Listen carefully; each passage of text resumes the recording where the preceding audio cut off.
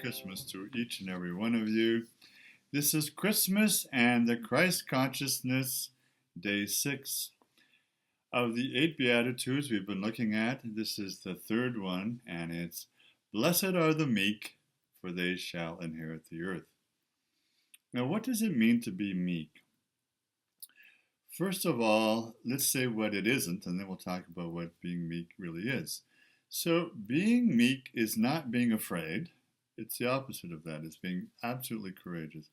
And being meek is not being a doormat, not at all. And being meek is not having no boundaries and letting people walk all over you. No, it's not. And being meek is not being a victim to other people and circumstances in the world. No, it's not. It's quite the opposite. It's being a victor in your own life. Now, those people who are arrogant and egotistical and seem to want to rule the earth, those are the ones who are totally weak and totally in fear and totally full of ego and arrogance. And it shows with all their great insecurities by having to destroy everything and everyone around them. Being meek is quite the opposite. It's somebody who consciously chooses to be certainly obedient, and here we're doing this in a spiritual sense, obedient to the light, obedient to the one source, obedient to God, Goddess, Creator, however you deem her, him to be, obedient in a humble and a chosen way. You're so strong you don't need to be insecure or afraid or bully. You're actually quite the opposite. You're in a very humble way, just somebody who is like a soothing medicine to themselves and everyone else. They're like a balmy breeze on a hot summer day. They're like a cooling wind. They're like someone who can be so strong in the love that they are and sharing that love with themselves and then all other beings around them, that they can afford and choose consciously to be meek, to be humble, to be obedient, to be a servant. And this shows a great kind of a stalwart faith as well. Faith is the link, the trueness of the heart, and you know that you can be and need to be just obedient to the divinity within yourself and divinity within everyone and every other animal around you and being. It takes a lot of effort to become this way. It's like turning the other cheek, isn't it?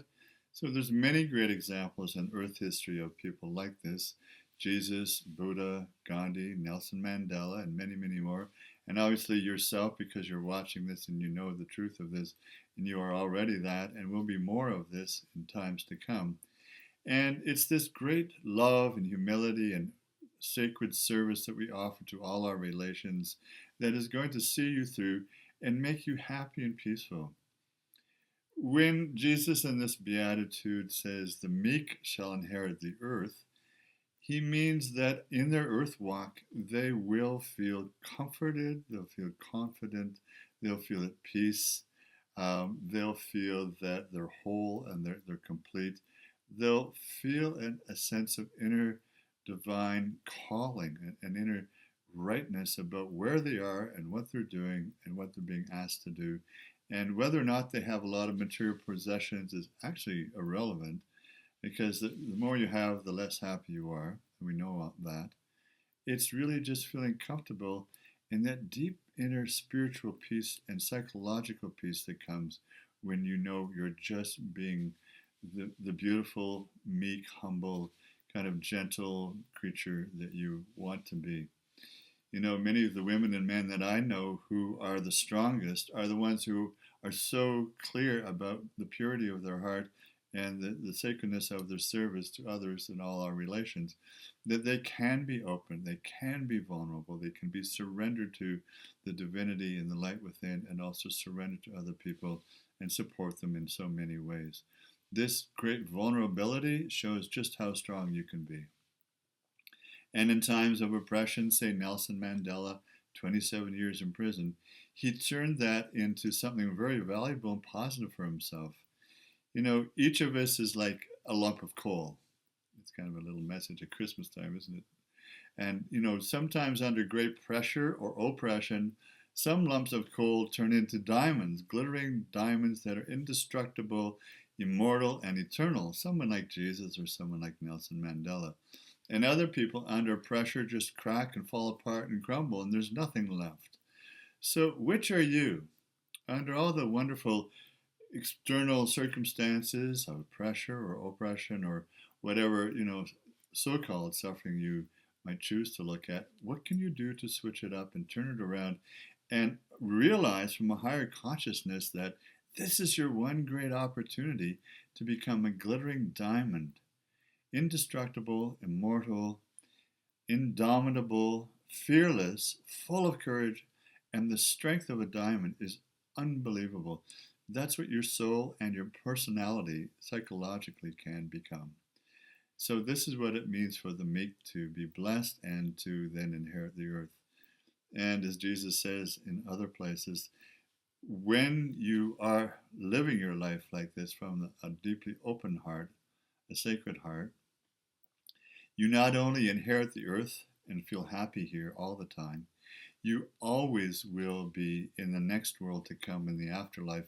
You will inherit the kingdom of God. And as we've already said in other videos, the kingdom of God is already alive and awake within you.